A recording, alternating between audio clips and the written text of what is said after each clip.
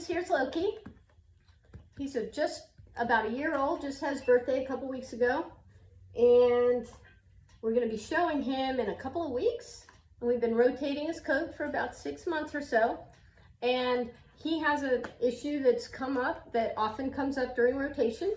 And that is when we are trimming for show, a lot of times we do a lot of work here around the tail to make a nice shelf here and to really make this area nice. But what that means is that there's a lot of layers and sometimes they grow out to be pretty long. And let me see if I can move this closer so you can tell. Part of what that does for him is it makes him look longer than he is. It makes him look longer than he is because this hair here goes all the way the same length as his tail. So at a distance, a judge looking at him is going to see his length as being all the way to here instead of more like here. So it adds a good 3/4 of an inch or an inch, which makes a difference in a breed that's supposed to be square. So what we're going to do to address it, so we're just going to take these longest ones.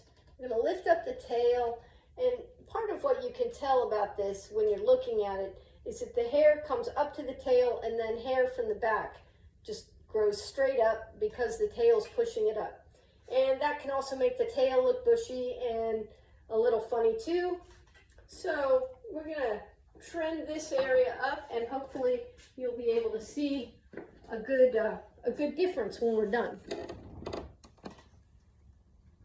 So when I am working with a situation like this, I'm going to start at the back because that's where the hair is the biggest objection. And if we start up here and work our way back, we might end up grooming ourselves into a situation that we can't fix. So I want to start at the back so that it looks good there first. And all I'm doing is I'm pulling the hairs that are just the very longest. And what that's doing is it's revealing a really nice layer underneath. So as long as I'm just picking a few at a time, maybe 10 hairs at a time, just a little bit, then I won't put a hole in it. And I can watch how it's changing.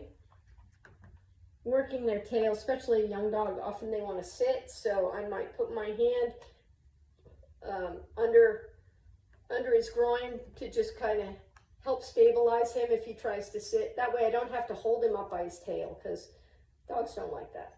It makes them more likely to sit. It doesn't really solve the problem. Okay, so then, and if I'm not sure what else to lift or to pull, I lift that hair up.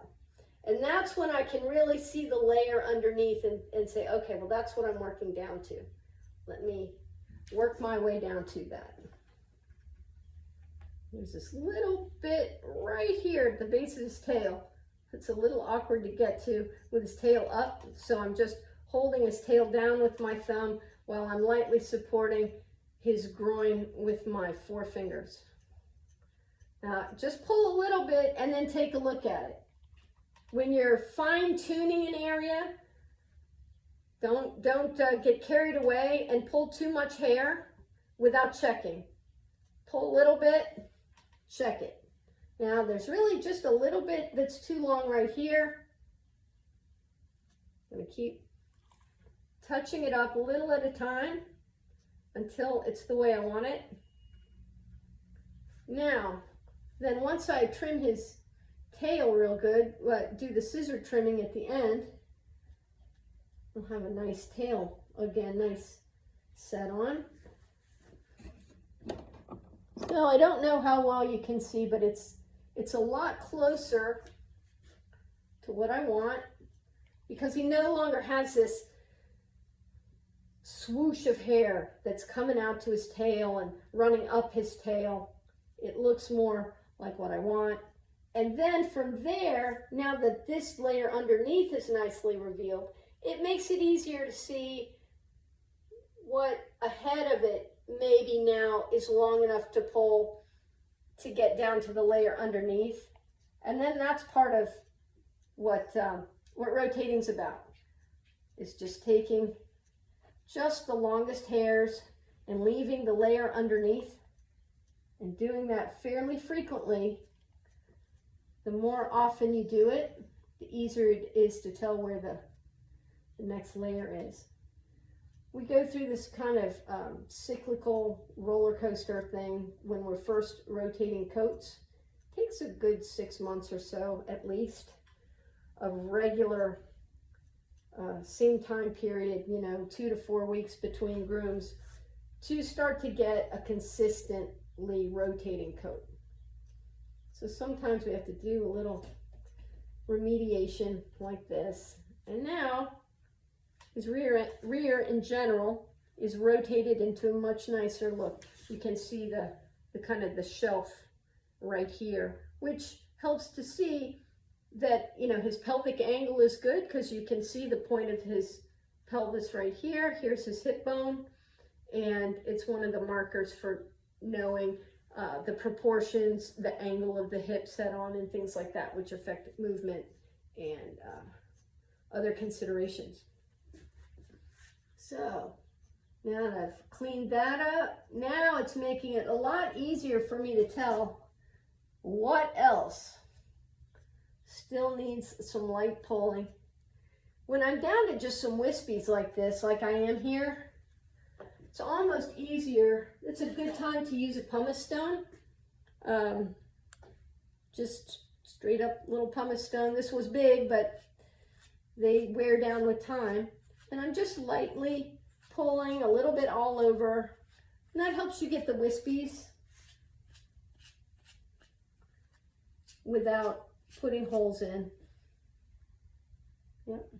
So now I'm going to do that on the other side. I'm going to do this side first, then I'm going to do the equivalent side, and last, I'm not going to do this part right in front of the tail, the back end of the top line, until absolutely last, because I won't know what that needs to do until I've revealed the rear completely the way I want to for his show preparation. All right. If you have any questions or any other content that you would like to see, please leave a message in the comments, and hit like and subscribe to get more videos about hand stripping standard schnauzers and other schnauzers, but my specialty standards. And I'll see you around next time.